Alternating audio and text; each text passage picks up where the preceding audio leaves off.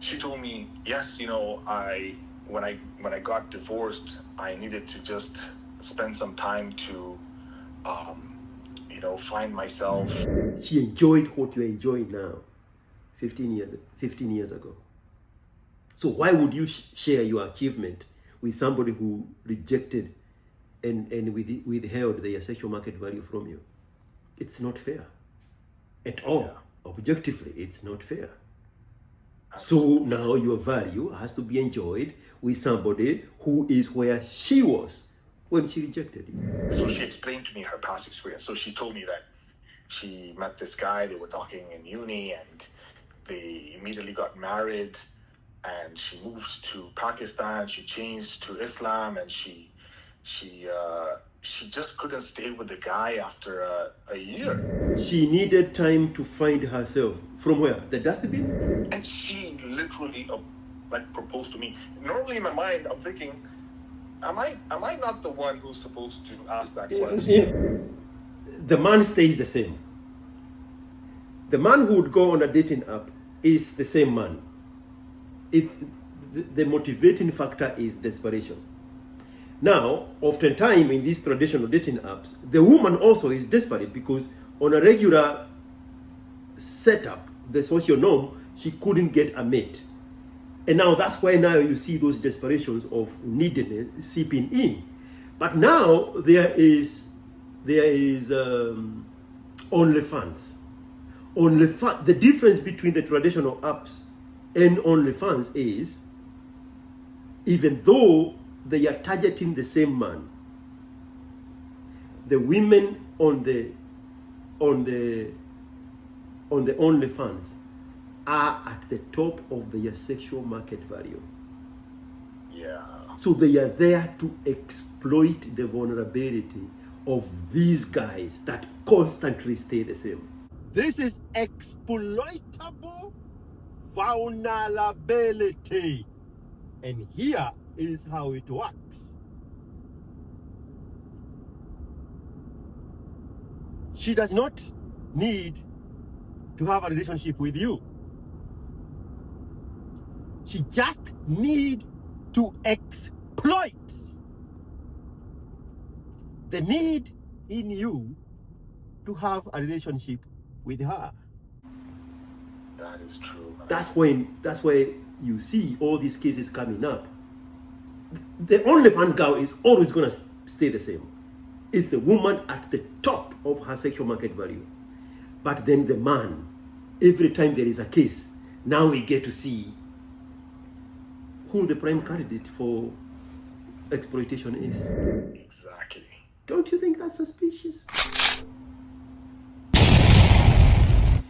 My friend. Hello. Are you there? I am finally here, man. Man, what's up, man? Not bad, man. You tell me. So good to talk to you, man. This is crazy. I was listening to your voice note and I was like, no. Tell me that story. Tell me that story. I don't want to listen to it on my phone. Niambie hiyo story nisikie vizuri. Yeah, dude, it was a crazy journey, man. It was such a crazy experience, and I was just like, yo, I gotta share this with you because I was like looking at your content and just looking at all the stuff that you had posted, and I was like, and hearing other people's stories, and I was just like, yo, yeah, I gotta come forth with mine because people need to hear this, man. You know, man. It's like you can see all these red flags, and you're like, if you're not careful, and you know, in the moment, you think that problem is only unique to you. Yeah. Until you hear somebody else narrating about the same experience, and you are like, oh, so we are many. Exactly. Yes. Exactly. Yes. That is so true, man. Yeah. And you know, the thing is, like, these things were happening to me at that time. Yeah. And I just felt so alone. I was like, hey, I need to sort this out on my own. You know, at that time, I think YouTube and like men's content wasn't like as popular as it is right now. Correct. Back then, it was just like every man for himself, man. Yeah. And so this happened to you when you were in high school? No, sorry, in college. In university, yeah. So this was around 2013. Ah, okay. So 13 years, 13 years ago. Yeah, 13 years ago. Yeah.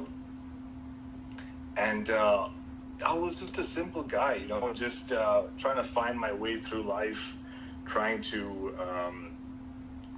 just get this degree basically. And this was just something that I was passionate about. And even that story of like how I got there and like what I eventually wanted to do, that's a story for another day.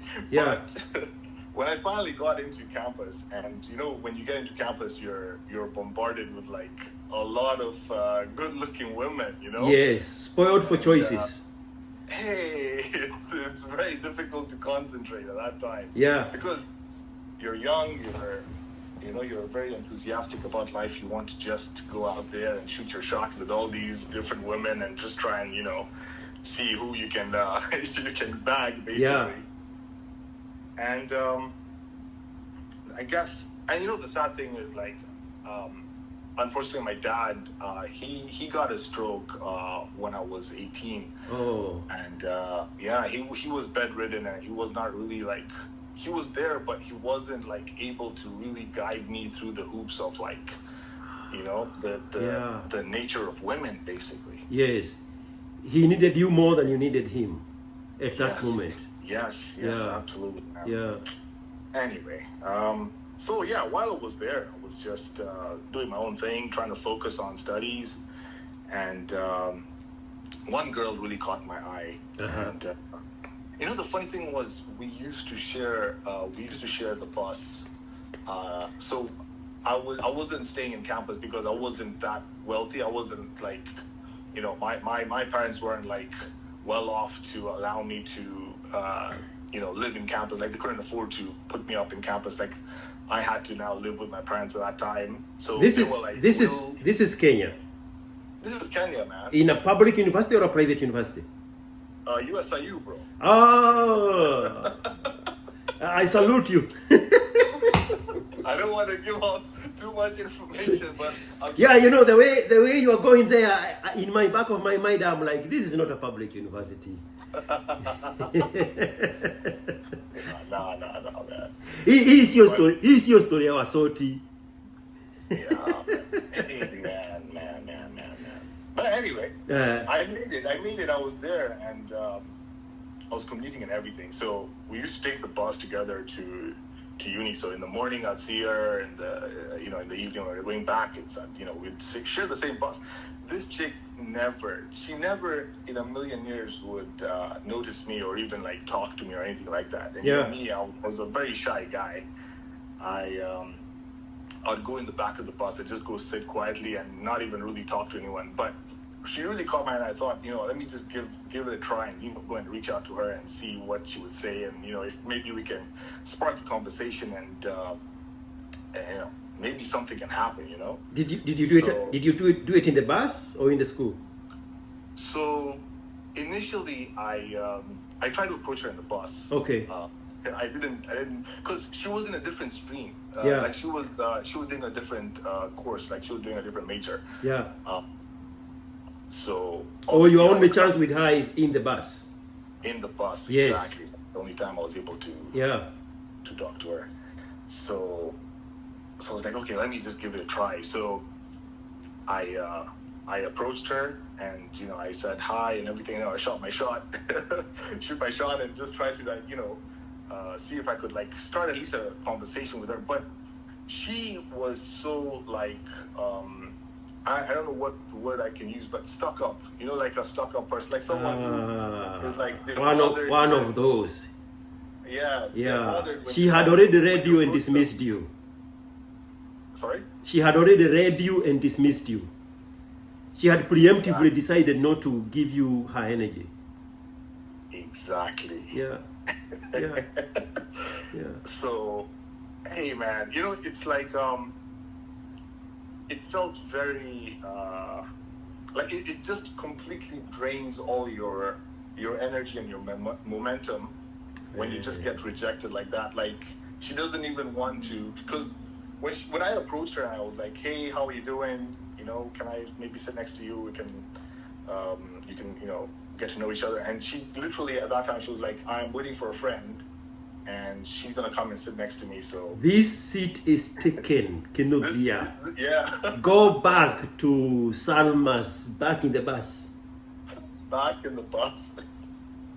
Yeah, so I was like, damn. You know, there is back foot, and then there is that. Because you can recover from a back foot, but how do you recover from that one? Yeah.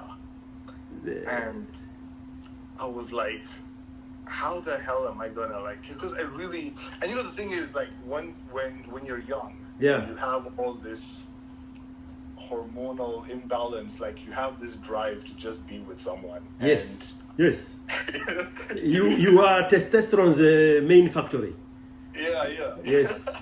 And everything else is just like a by the way product. Like you don't really Yes. care about anything else. You just want to just be with this person. Like you want to just get, like you want them to notice you. You want them to, you know, be in your life basically. Yeah. And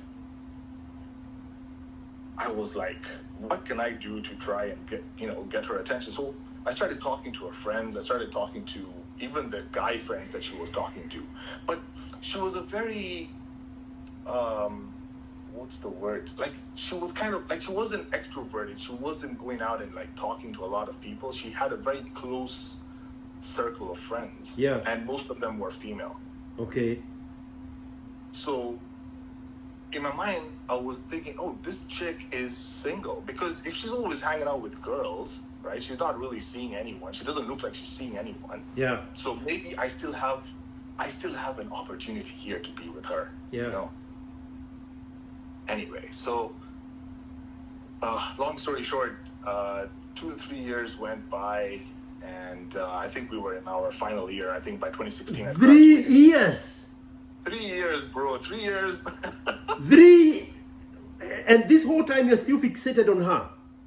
3 years. In fact, it got intense, and by the second year, but I think by the third, I completely gave up. You know, like the third year was like, because I noticed her, because it's a 4-year course, right? So Yeah. I noticed her on the second year.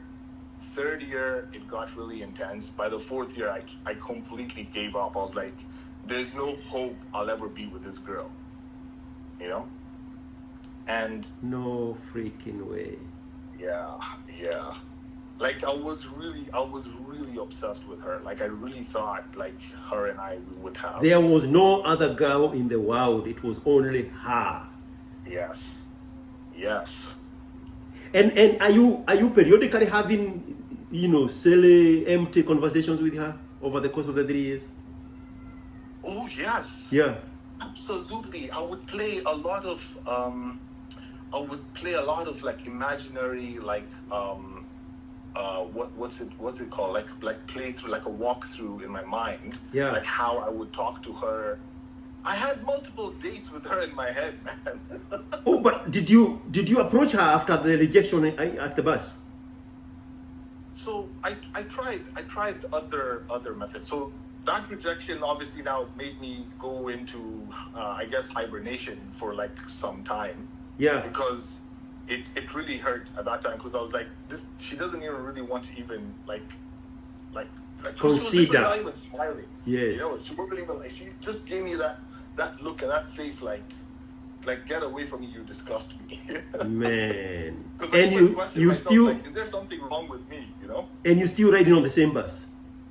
And we were still there on the same bus, man. Now the awkwardness every morning when you see her, and if she was smiling, she wipes out that smile as soon as she sees you. That's exactly. Man. Oh, man. It was like, you know, even the little courage you have, the little what's the word I'm looking for? Not courage really. It's like motivation, not Yeah. motivation. It's like that little bit of hope that you have left, even that is completely diminished. Yeah. And thrown in the bin. Man. So I just thought, you know, let me just maybe give her some space. Yeah. And maybe after some time, maybe she's, I try to look at it from another perspective. Maybe she's going through some problems. Yeah. Or You're something. convincing yourself something else is the factor here, not that she really doesn't feel you. She doesn't have your vibes. You are rationalizing it with there has to be something else going on with the family. Yeah, exactly. Yeah. So either I thought maybe she's got some personal family problems, or maybe she's just stressed out with university and stuff like that. Yeah. So I gave her some time. I think I gave her a couple of months, and I said, I'm not really going to approach her or even greet her or wave at her at the bus. And even when we would, because I knew her schedule, like every semester I'd look out for her and be like, okay, this is her schedule. This is the time that she'll be, taking the bus to uni. This is the time that she'll be leaving. Yeah. So I'd try and avoid taking the bus at that time because I don't want to bump into her and then she has to give me that bad look. So I was like, let me just keep some distance so that she can maybe try and forget about me for some time and then maybe miss me. Yeah. Man. Yeah. Man, there was all these scenarios playing in my mind. And the messed up thing is, I'm supposed to be here studying. Yeah. I'm supposed to be focusing on my career, man, because at the end of the day, if I don't do well, I'm not going to graduate. Yeah. And you are here fully, 100% consumed by infatuations about her. Yeah.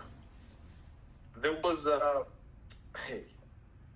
time I even I wrote a poem for her, man. Hey, Karif Cairo's girlfriend. Hi. The color of your hair reminds me of the nature, the flowing hair and the aroma from your shampoo.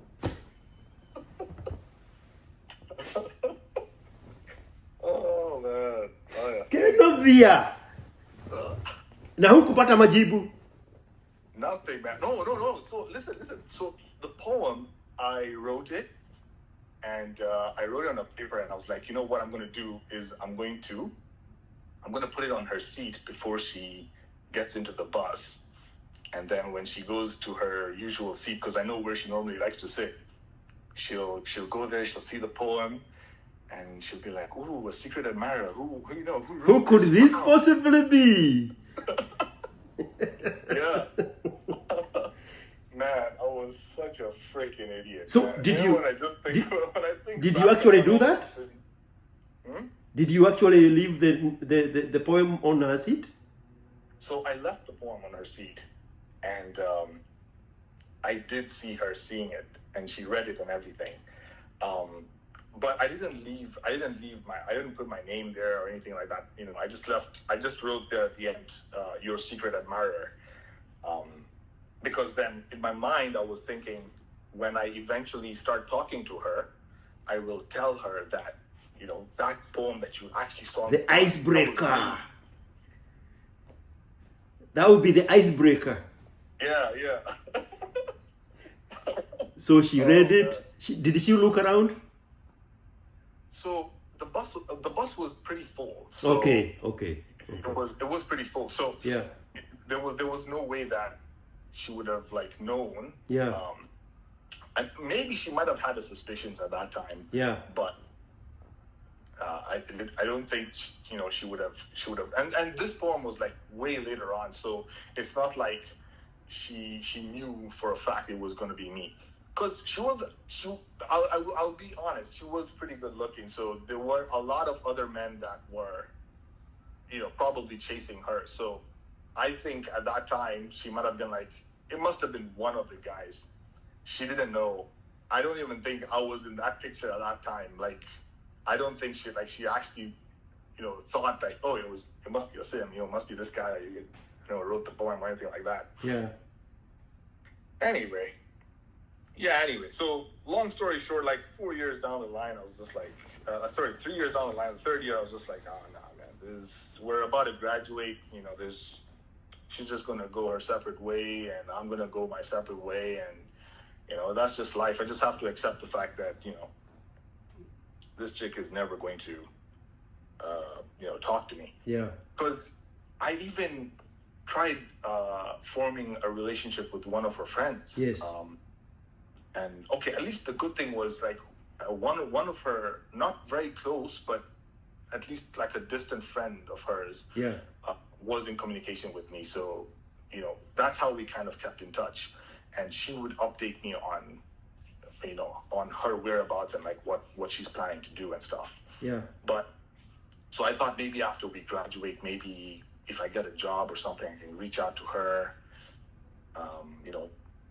Maybe at that time, because I was still like thinking about it. But I think my focus shifted now when I graduated, because things now, when you get thrown into the real world, like you've finished school and you're like, okay, now you're out in the real world. You need to stop like playing around because do adult you've got things bills to pay. Yeah.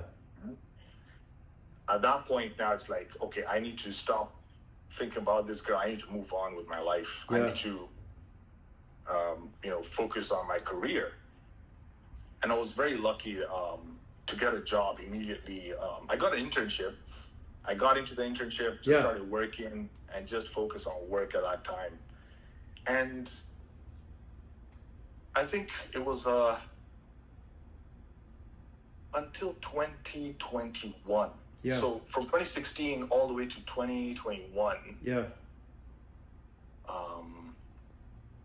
That's when her friend that I was talking to, I reached out to her. I was like, hey, I haven't talked to you in a while. How's everything going? How's, your other friend? Because I was asking her, the whole point I reached out to her was, I wanted to know what, that girl was up to. And, and what her situation was. Yeah. And she told me, she literally just told me. So now she gave me the story. So she was like, oh yeah, so immediately after graduation, she got married and she moved to, what was the country? I can't remember the country. She moved to that country and she got married and moved to another country and just, started her life with that other person. Is it an Asian country or an Arab country? I think it was Pakistan or India. I can't remember exactly which one it was. I think it was Pakistan. Okay. Yeah. And she changed her religion. She was Christian, so she changed to Islam. Yeah. And she moved to Pakistan, and I was like, whoa. Damn, I didn't really see that coming. Yeah. And she, her friend was just like, yeah, so, there was this guy she was talking to. He wasn't in the school. Like, he was outside of campus. Yeah. And he had talked to her for like a year. And immediately when she graduated, they just got married and moved to Pakistan. And I was just like, whoa. Okay. Wow. So at that point, when I heard that, you are like, they afford your tent and move on to another camp. Yeah, I was just like, damn, god damn. I was like, shit. I was just like, damn. Because I think by like 2021, yeah, I was in a really good place. I felt like I had really accomplished quite a lot. Yeah. Not only just like in my career, but like financially, I was much more stable. I felt like I was in a good position to finally, I guess, quote unquote, settle down. Yes. And you still remember your princess? Yeah, what is her name? Laponza, please drop your hair. You still had that princess in your mind. Yeah. In my mind, I was just like, this girl is waiting for me. I just need to get my career sorted out. I just need to get a really good job and she'll be there waiting for me. Yes, you wait and see. I'm going to go out there and in 5 years, I'm going to be successful and you are going to see I was the right man for you from the beginning. Yeah. Uh-huh. I was very eager to show her like the accomplishments I had made. And by that time, like things had really skyrocketed for me. Yes. I don't want to like brag or anything like that, but I finished paying off my first house by 2021. This is 5 years after graduating. 5 years after graduation. No Like, freaking way. Career, my career just took a freaking... And you stayed in Kenya or you moved to Europe? Oh, yes. Oh, yeah, I forgot to mention, yes. So I think a year after I graduated and I worked in Kenya, Excuse me. I got multiple offers here in the UK. Yeah. And I think the rest is history. Like, once I moved and I started working here in the UK, things just skyrocketed. And I think, especially in the tech industry, Yeah. the business was really booming. This was all before AI. Correct. AI is coming in like 2022. Yes. And before AI, tech was freaking booming. So I think that was the time to like really make some good money. Yeah. So anyway, like by 2021, I was in a good place. I was like, okay, I'm in a state where I need to now maybe try my luck again with her. And before even actually I reached out to her, let me just mention this, and I know this is something that I wish I didn't do it, but I just did it. But it's like I joined I had tried a dating app. Okay. One of these dating apps, and I think the dating app is one of the worst experiences for a guy. If you want to lose all your dignity and self-respect and whatever hope that you have left in your life, just join a dating app. I think that will just completely make things worse for you. Do you know why that is? Sorry, go ahead. Do you know why that feeling you have? Do you know why that situation is true? It's because you are there out of desperation, correct? Exactly. Everything else in the ordinary social setup has failed. So you are now saying, let me try the dating app. Now here is the catch. Exactly. Here is the catch. The woman you are looking for is in the same situation just like you. She couldn't get a man in the traditional social setup. And it's desperation that is leading her and you into a profile on a dating app. So these are two desperate human beings. Yeah. So, absolutely. So you join Tida or Babo or whichever it is. I think I had joined Badu. I think it was Badu or whatever the name was. Yeah. Yeah. And I was on that thing and absolutely no luck. And I think, like you've just mentioned, yes, desperation was there. Desperation was massive because, yes, I'd focused so much on work, and in my mind, I was thinking, shit, time is just flying by. Yeah. I haven't, spent some time going out to socialize with women, and I think maybe the fastest, easiest way for me to do that is just to join a dating app and see, try my luck there. Yeah. But that situation was completely bad. The kind of women I interacted with were basically just gold diggers, basically people, women who would just like say, hey, can you just send me some money? Exactly. And now just to backtrack just a little bit. The man stays the same. The man who would go on a dating app is the same man. It's the motivating factor is desperation. Now, oftentimes in these traditional dating apps, the woman also is desperate because on a regular setup, the social norm, she couldn't get a mate. And now that's why now you see those desperations of neediness seeping in. But now there is OnlyFans. The difference between the traditional apps and OnlyFans is, even though they are targeting the same man, the women on the OnlyFans are at the top of their sexual market value. Yeah. So they are there to exploit the vulnerability of these guys that constantly stay the same. That is true. That's why you see all these cases coming up. The OnlyFans girl is always gonna stay the same.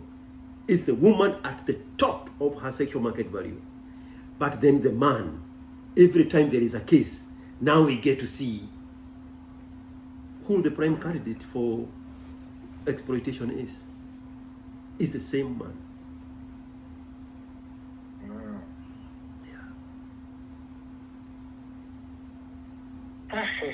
So you are there, and the women there. Are you connecting with women in Britain or everywhere? So, in Poland, Uruguay? I tried dating some women here in the UK. Yeah. Absolutely garbage. There was one date after like multiple, I think it was almost a month or more than a month of swiping. Yeah. I finally managed to get one date, and this was a date with a single mother.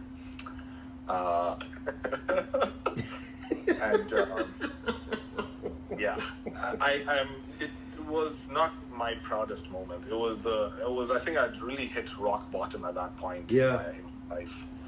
And I was like, man, are these the only options I have left? Because in my mind I was like, maybe I've wasted too much time. You know, I maybe I should have tried when I was younger. Because you have to remember, this is before I've consumed any men's content. Like, this was, I guess we can say, before I knew about the Matrix. Yes, I think that's the best way to put it. Yeah. I think what you mean to say, before you knew about the manosphere. Yes, Yeah. Exactly. Yeah. Exactly. Because I felt like, did I waste my good years? You know, did I waste my youth? I should have used when I was younger, because maybe I was better looking when I was younger. Yeah. Maybe that would have helped me find someone. Because the only people I'm seeing on these dating apps are just either single moms or like extremely obese or extremely, it's not like I'm saying that I'm like the top tier kind of guy. I'm just your average Joe, right? I try to keep myself in good shape. I'm not like morbidly obese, but the women I'm meeting on these apps, and I'm just completely shocked. Like, this is all that's left, and I almost gave up. So let's now skip this whole dating thing and go back to the friend that I was talking to, and I said, you know what, let's just park this whole dating app to the side, and let me try and reconnect with my friend from uni.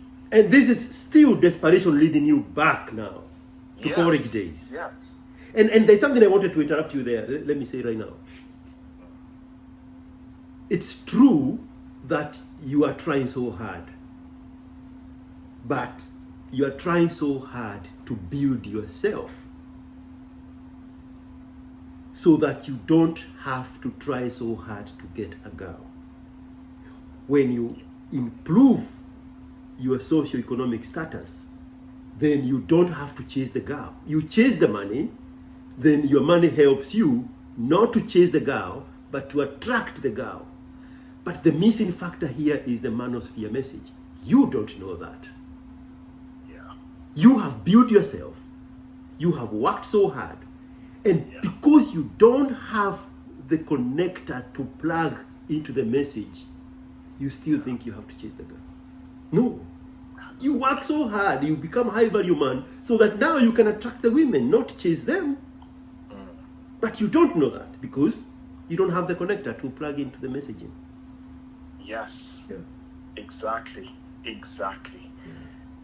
And so you got desperate with the social media, you got single mothers and women who are 600 stones, and you say, let me go back to my college days and find out if that girl is still there. Exactly. So you got in touch Correct. with her friend. So yes, so I got in touch with her friend, and now the friend gave me this story. Mm-hmm. But now there was a twist.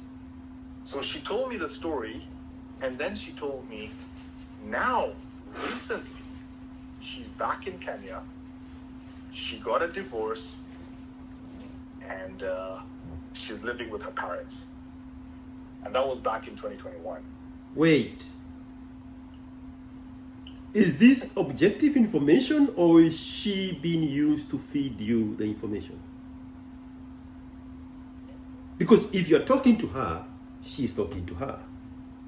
If she's telling you what you need to know about her, it's because she knows about her because they are still in touch. So chances are she is a liaison here between the two of you.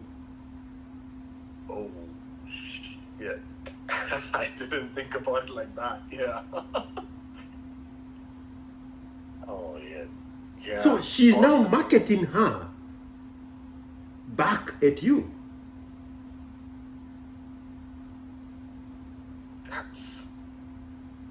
That is possible, yes. But then what would she have to gain? Oh no, she's a friend. Stick by her loser girlfriend who has been kicked out of grandmother's wedding, marriage. I have a whole fallback plan. You remember that Kenodia from USIU? He is still hunting for you. Actually, look at the messages. He's still asking about you 7-8 years later. Kenodia. Yeah. Oh, man. Eh? Oh. Down.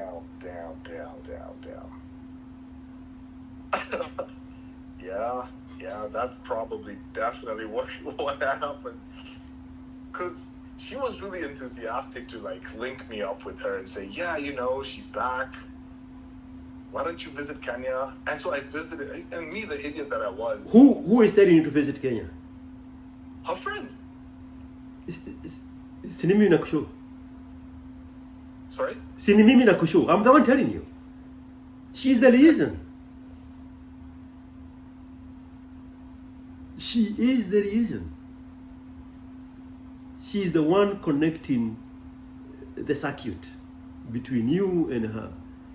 She's now the one giving you suggestions. Why don't you visit Kenya? Come on. I think there's one point I need to add here. Yeah. I feel like at that time, I felt very, I felt, like this feeling of FOMO, like you see your friends getting married, you see your, your classmates, like now they're having kids and all that stuff. Yep. And so feel like, am I missing out? Am I not doing the right thing? Do I need to make a move real quick? Yeah. But when you don't have the manosphere information, you think FOMO is for you, but FOMO is for women. Exactly. Yeah. FOMO is not for men. FOMO is not for men. Men never miss out. What are you missing out on? And you are making bank. You are building yourself. What are you missing out on? You are the thing that people miss out on. But you cannot miss out on anything. Women miss out on you, but you don't know that. Now, the roles have been reversed. Yep. So, the desperate guy that I was, I flew back, and the first opportunity that I got to meet with her, and her friend had shared her number, and we started talking on WhatsApp and everything, and we said, yeah, let's definitely meet up. And she was so enthusiastic. I was completely shocked to change of heart. Yeah, I was like, I even started questioning, is this the same person that I saw in uni? There is that African American guy in America who has a catchphrase. Don't you think that's suspicious? Don't Don't you think that's suspicious? Yeah. Why? All of a sudden now she's bright-eyed and excited and anticipatory and apprehensive at the same time to meet you. Yeah. Yeah. She was super excited. She was like, wow, I can't believe it's been so many years. And, you know, and she started giving me compliments. And let me tell you something, for a man, getting a compliment is something that you have been starved most of your life. So hearing that from her, especially her, not just any other, like, fine, you know, you can have some friends that can give you a compliment. She, the crush that I had, giving me a compliment. Yes. So this is 7-8 years later. 7 to 8 years later. Yeah. By that time, I think she was, I think I was like 31, 32. Yeah. She was 31. She was a year younger than me. Yeah. So she was 31. Yeah. And wow, I was just like, yes, this is amazing. And, you know, she started telling me about how she was impressed with what I was doing. And, you know, the thing was, I really started sharing, like, a lot about my life and my circumstances. Oh, I've done this. Yeah, because now you need the validation that you didn't have any basis of when she was rejecting you. She's like, here, look, I have achieved all these. Now I have built myself all these. I'm not the same guy you rejected at the time. I am a new guy now. Yes. And now she took that need in you to be validated, to manipulate you, ever so softly. Yeah. And now that validation coming from her felt so good. Oh, yeah. Oh, yeah. So you meet up in Nairobi. We met up in Nairobi. Yeah. And I was, like, eager to, like, take this thing to the next level, you know, because she literally told me that her past experience. So she explained to me her past experience. So she told me that she met this guy, they were talking in uni, and they immediately got married, and she moved to Pakistan, she changed to Islam, and she just couldn't stay with the guy after a year. It wasn't even, I thought like the marriage was going to be longer than a year. It was just a year.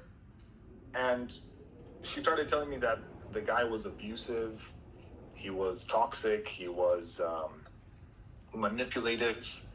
The guy was living with his mom, and she had moved into the house with them. But that is that is the culture. Yeah. That is the culture. But she married him knowing where he is from.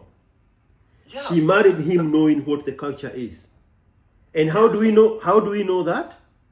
Because she even changed the religion to match the religious culture of the guy. So why now all of a sudden you are questioning how they practice their culture? That the one you wanted to embody full-heartedly, including with your faith. Exactly. Don't you think that's suspicious? Oh man, freaking hell, man. Anyway, so she told me about this. She has to demonize the guy to look like the age that you knew from 7 years ago. Yeah. Because what she's doing is she's excusing why she spent her sexual market value on this other guy, when you were offering her to give you time to build yourself to attain the same level, and often, most likely, you had already exceeded the Allahu Akbar guy. Yeah. So you're sitting there eating your shawarma, listening to this story. We have actually gone for we had actually gone. We were actually at Java, so we were having.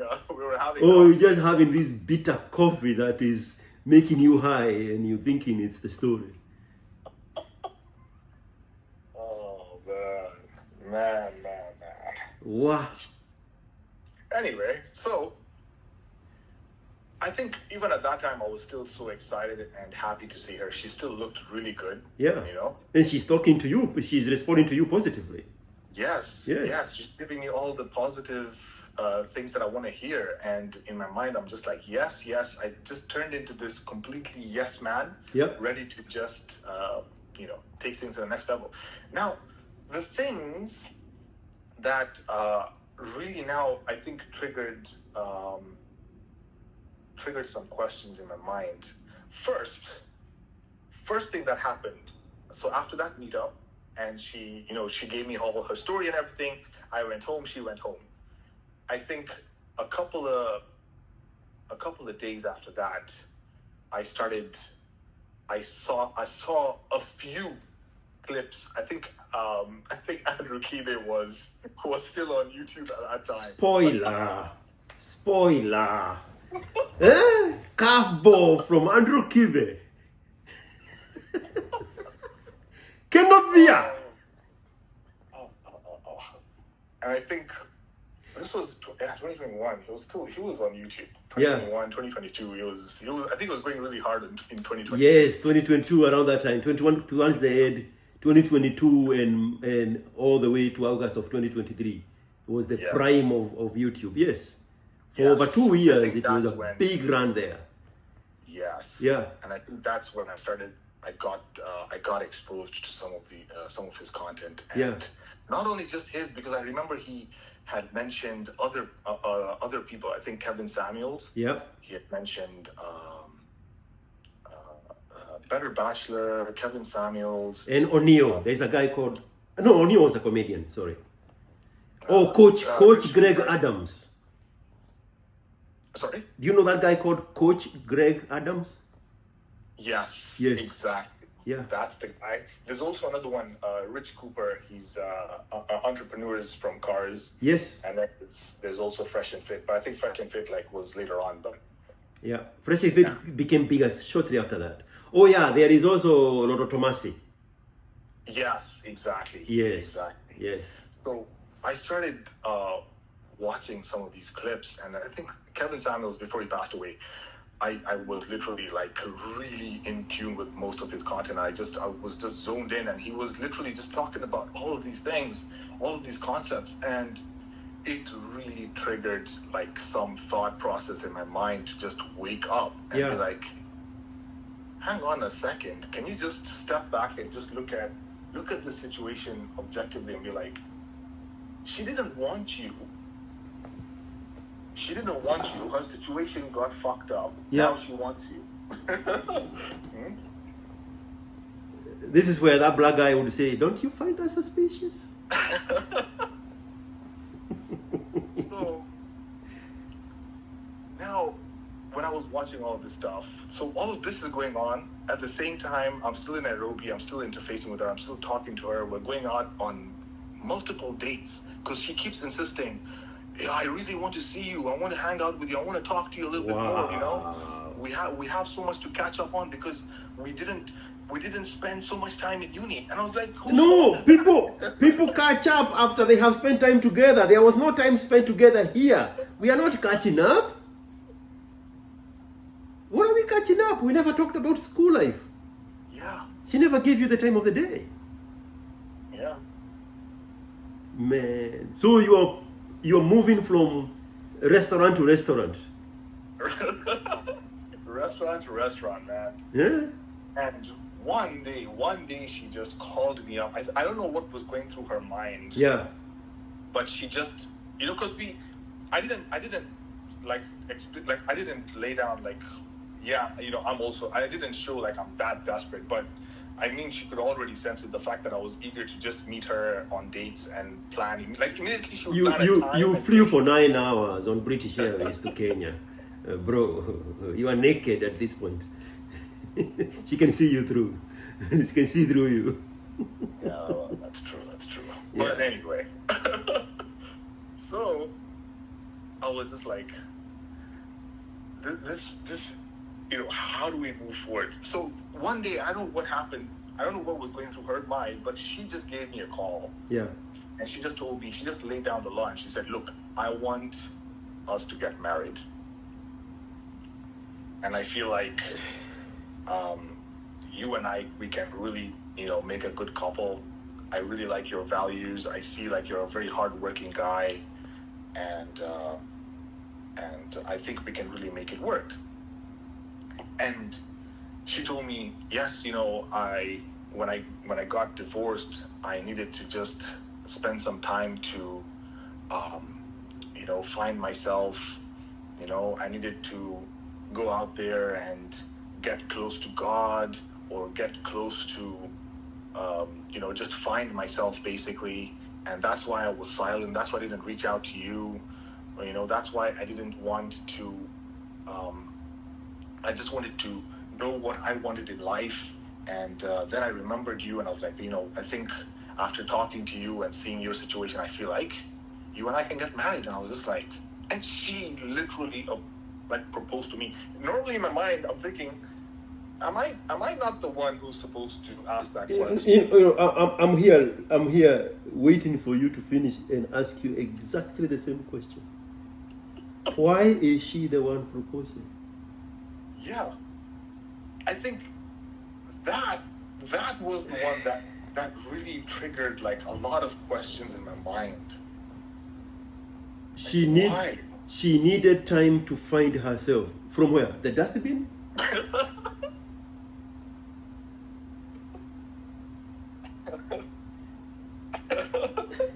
Oh man. What? Oh shit.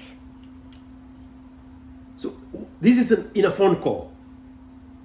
This isn't a phone call. This wasn't even like, she didn't even want to tell me this face to face. She But didn't even wait to meet me in person to tell me this. It's on purpose. It's on design, because she knows what she's doing.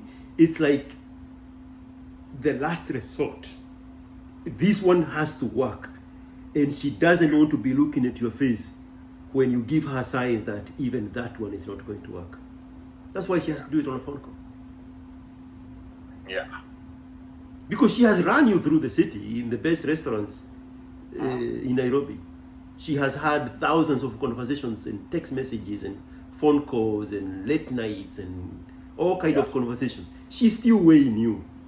And now, Kenodia, you came from the UK to meet a girl, and she has examined your life upside down. She has questioned you subliminally whether you have another girlfriend, whether you have dated. She knows everything about you by now.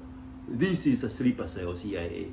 She knows everything about you. Now she knows that your weakness is you want a long-lasting relationship inside of a marriage. Yeah. And now she has to exploit that vulnerability. Because every virtue you have, that goodness, that greatness in you as a man, it's also a potential to be manipulated. Yeah. So you are looking at the phone and you are like, am I hearing this right? Yeah. So what stood out for you? So I need time to look for, I needed time to find myself.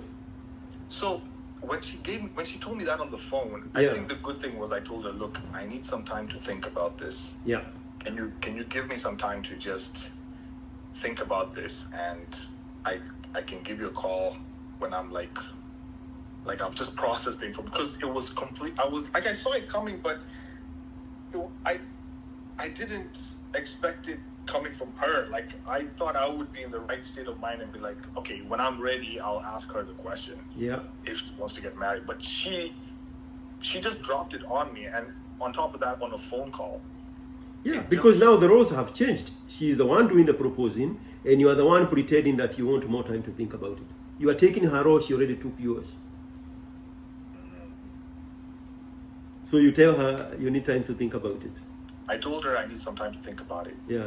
And in my mind I was thinking, okay, so yes, it's, at that time I was so like, I was happy, but I was so confused at the same time. Like I had all these mixed emotions, you know, floating around. How do I navigate this? And then I was also thinking, okay, are we going to live in Nairobi or are we going to move back to the UK? Because that was also like the main question, right? Because my work's in the UK, right? Am I supposed to like leave the UK and come here and live with you, or what are we doing here? You're supposed to move with me. And when I was thinking about that, and she told me the story about her previous husband, you know, made her move to a different country, and in my mind I'm thinking, will she move with me? There is already a damage there. There is trauma. Because now she is associating moving to follow the man as a form of trauma, because that's what now her lived experience. Yeah. So that was the first question. The second question was the religion. So I follow Islam and she's following Christianity. So she's converted back to Christianity. Yeah. So there's the question of, are you converted back? Now, that's another trauma from her past. So that was the second question. Yeah. So I called her back and I said, I have some questions. What do you think about these? So I laid these two questions to her. Okay. And she literally told me to my face that I want my husband to convert to Christianity, and I want my husband to live with me in Nairobi because I need to be close to my parents so I can take care of them.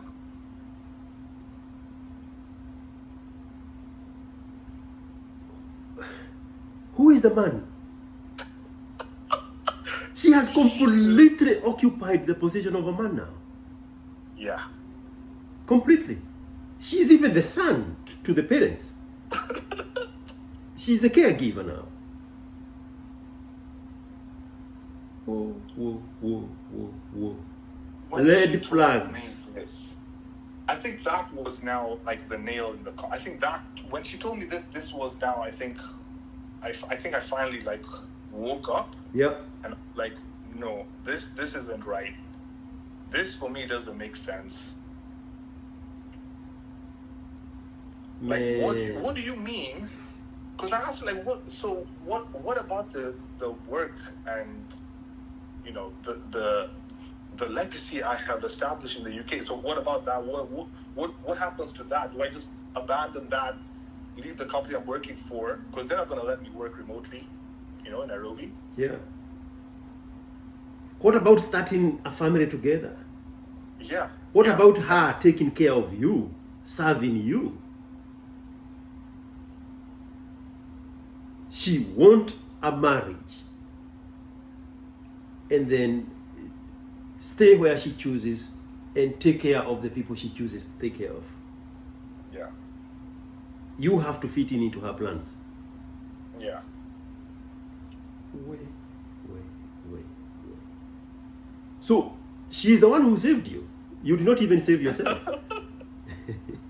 She is the one. Because you were so blinded by the teenage 20-year-old version of her to save yourself.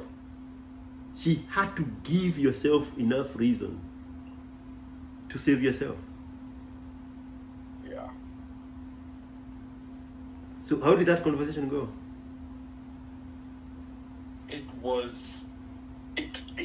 I think I was so manipulated that I felt guilty saying, like telling her no to her face. Yep. Because she had really brainwashed me into this life that she said she wanted to give me. And, you know, because she had painted all this picture like, yeah, you know, you and I, we're going to have an amazing life. We're going to, you know, start a family and all this kind of things. She's using the male's language on you. The language you would be using, she's the one using it. She's the one giving you the life. Yeah.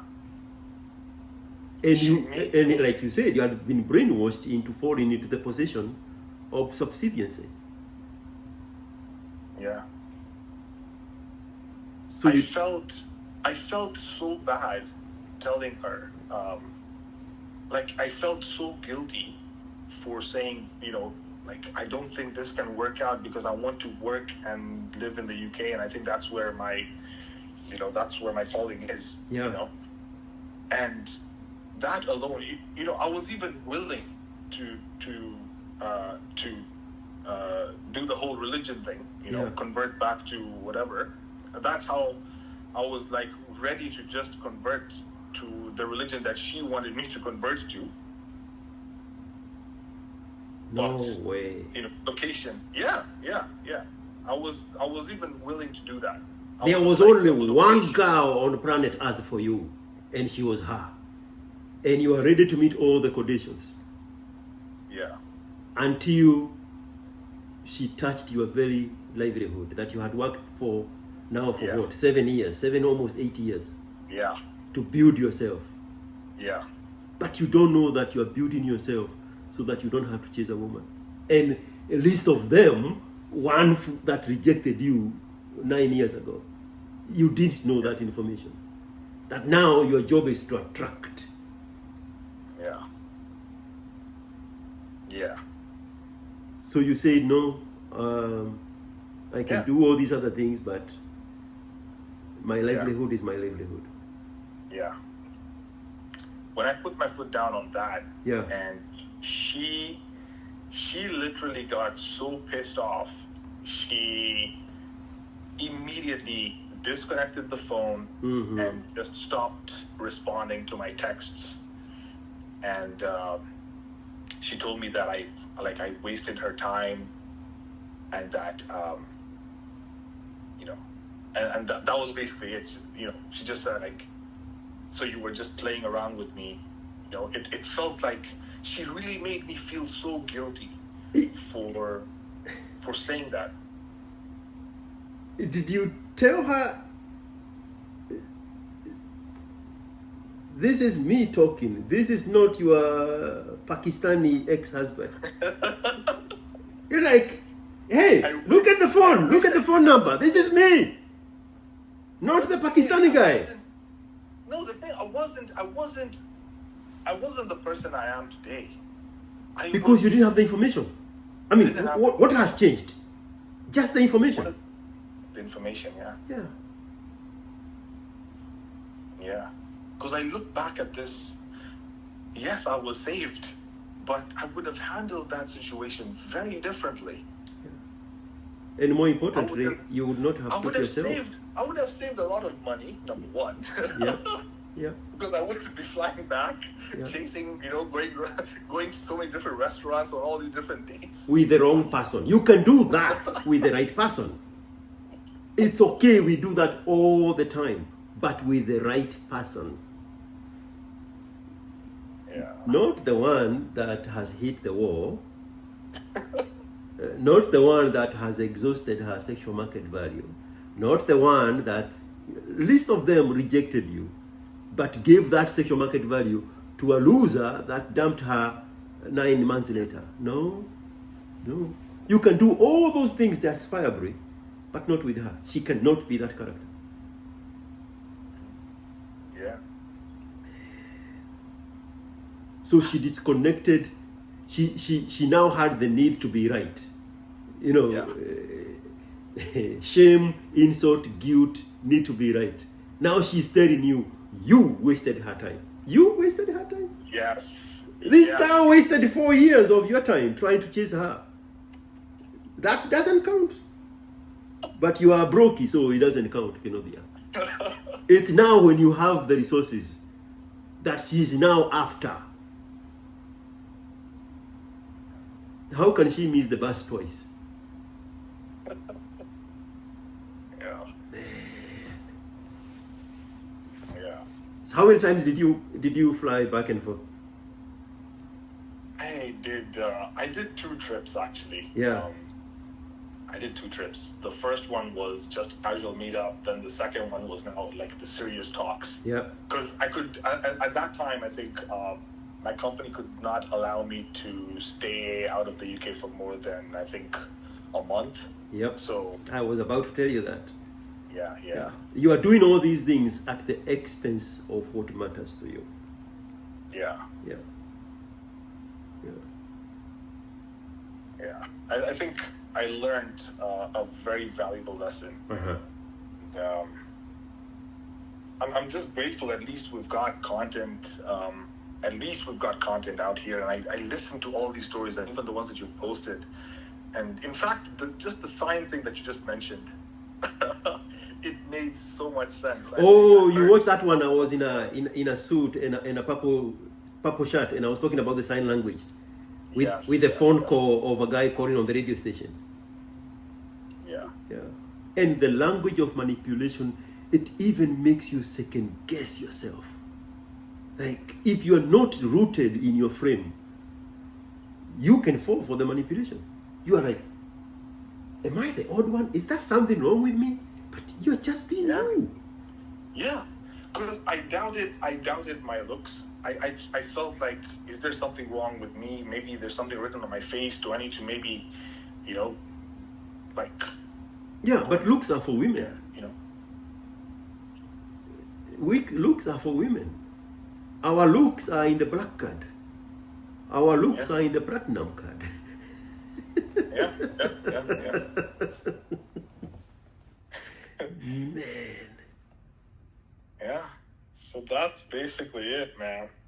That is the story that basically really woke me up. Oh, what year was this when this went south for her? That's a good question. 2017, 2018, because you graduated 2016. No. When you told her you are not going to fulfill her demands, the conditions. Oh, that was... Here is what you didn't catch. Things went down for her, not for you. That's why I put it that way. Yes.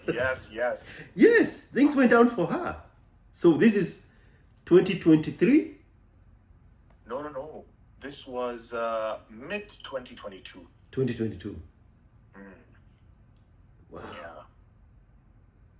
She expired quicker than a carton of milk.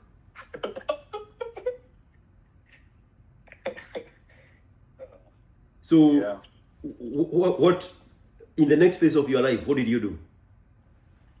I think after that, I really tried to just go back into my bubble and just focus on myself. Get back into the gym. I think the first thing I did was just hit the gym really hard, because I felt like I need to get into good shape. The thing was, working in this field, in this IT field, is obviously it's not healthy. You're constantly on the computer. First thing I needed to do was just focus on my health. So I started hitting the gym, focusing on working out, focusing on building my skills for my career. I really started climbing the corporate ladder after that. That's basically what I've been doing ever since. I think that whole situation really just woke me up. And then, of course, the content that has been online, which has really been amazing, especially even you. I really appreciate all the content that you're putting out. It's so relatable, because sometimes you feel like you're going through these problems, but you're not alone, because there are people out there that have also gone through the same.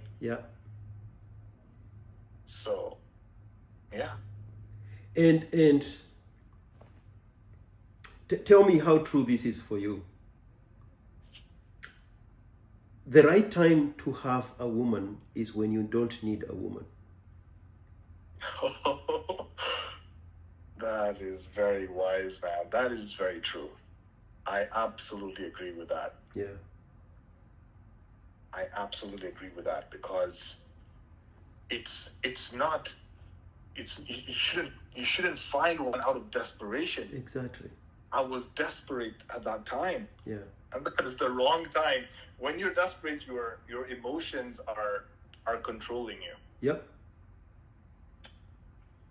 Oh, that is... There is no more destructive weapon for a man, against a man, than a mix of testosterone and emotions. If you don't put your emotions in check and you let it interfere with your testosterone, you are going to do very crazy stuff. And you are going to even look back at your former self and you're not even going to recognize yourself, which is something now you can see with the information you have. You're like, I cannot believe I did that. But I'm still young, and I have built myself, and I have learned a lesson. So tomorrow is brighter than yesterday was. Absolutely, man. Yeah. Absolutely. Yeah. And now you know the right woman will come. You don't have to go chasing after her. Absolutely. You attract the right woman. And only when you don't need her. Only when you don't need her. Because you're not getting attached to her because of a need. There is no need she's coming to satisfy. When you can diminish your needs, then you amplify your options. But if your needs are overwhelming your options, then your options are diminished because you want the first thing to satisfy, the first option to satisfy your need, which is what you did for 4 years. You were in the most prestigious university in Kenya with women from all over the world, and you could not see the options because the need had overshadowed the options. Absolutely. Yeah. Absolutely. So the trick is to diminish the needs and amplify the options. Dwell on the options so that the needs are not blinding you into the options that are readily available and right in front of you. And you couldn't see any other woman for 4 years. You couldn't see another woman 7 years after the 4 years. Yeah. Because you had a need. Eliminate the need.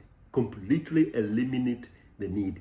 Diminish the value of the need so that now you can appreciate the options. Now, you are in your own right, in international standards, in Europe standards, in UK standards. You are a high value man. Act like it. Let things happen to you now because you have made life happen to you. You have worked so hard to make life happen. So now everything needs to fall into its place.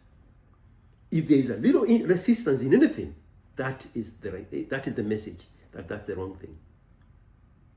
That is true. If there is a woman positioning themselves and you have to chase them, that's the wrong woman.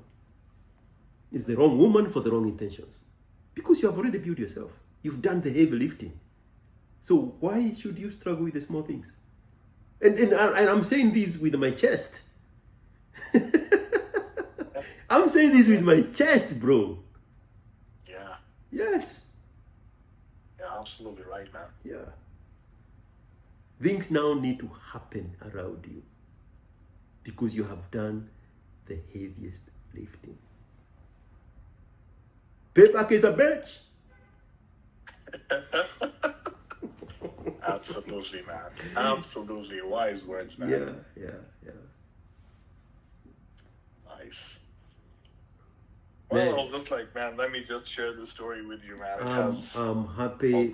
I'm happy she gave you enough rope and you hanged yourself from that neediness. And now you are a reformed person and now you can see straight on the other side of the equation. Yeah. So mine is just to tell you. Ready to tackle life. Yes, exactly. That's what I was gonna say. Mine to tell you, face life with pride. Face life with privilege. Because you have created privilege for yourself. Don't underestimate the value of your high valueness. And don't let anybody shame you for it. And don't let anybody take advantage of it. And don't let anybody devalue the work you have had to put up to be where you are. And don't let anybody make you even for a midget. And now because you have that trauma, anybody make you even for a small amount of time think that they are doing you a favor. No. Or they are better than you. No. You are at the top of the food chain now. When she was rejecting you, that value she was enjoying, now this is your value. This is your value. What, 15 years later? 16 years later? Yeah. She enjoyed what you're enjoying now, 15 years ago. So why would you share your achievement with somebody who rejected and withheld their sexual market value from you? It's not fair. At all. Yeah. Objectively, it's not fair. Absolutely. So now your value has to be enjoyed with somebody who is where she was when she rejected you. Absolutely. I can send you to a mall at Fairfield. You know Fairfield? Fairfield. Fairfield Mall. There is a mall there. Yeah, it's a mall. It's one of the biggest malls in UK. Right. In Fairfield, London. Yeah. I saw a lot of Somalis there. Slender, skinny, zero body fat. Nice. Zero body fat. With a British accent. 21, 22, 23. Now, that's where you can match your value. But don't get a danguro that is 1 year younger than you. And if you look at the birth dates, it's just 9 months. Hapana kubali hiyo maneno bwana.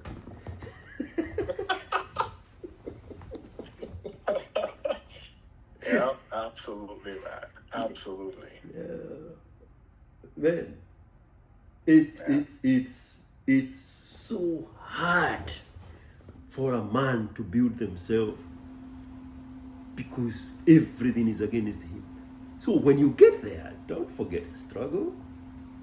Don't forget the rejection. Yeah. I mean, don't share your success with the people who didn't give you the time of day when you were on the down low. It's not fair. It's simply not fair. There is no argument that can make that can qualify that as fair. That statement in itself, yes, of not sharing your success with the people that have not, I absolutely agree with that. Yeah. And wow. And yeah. I remember I sent you the message. Let me read it the way I sent it to you, right? I said, I'm very sure I even put it in bold. I said, it's your turn to have high standards. Yeah. When her sexual market value was over the roof, you couldn't afford her. Now that you are a high value man, and now in quotes I say, and you need to embrace that with your chest. She shouldn't afford you. Your high value needs to be matched with her younger version's sexual market value. And she ain't it. Period. Period. She's not it. Yeah. Absolutely, man. Yep. Absolutely. Yeah. Man. All right.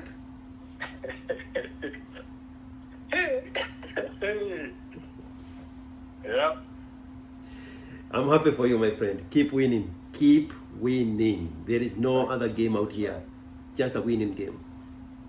I really do appreciate it, man. I really enjoy the content that you create. I really enjoy the content, the advice that you give out. Yeah.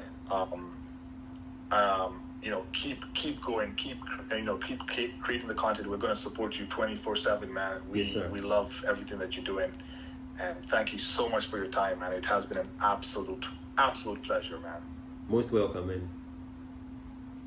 All right, man. All right. Have a good evening. when you get that Somali girl from London, let me know. Absolutely, I'll keep you posted, man. All right, man. Have a good one. Thank you so much for your time. All right, man. I appreciate you. Bye. All right, thank you.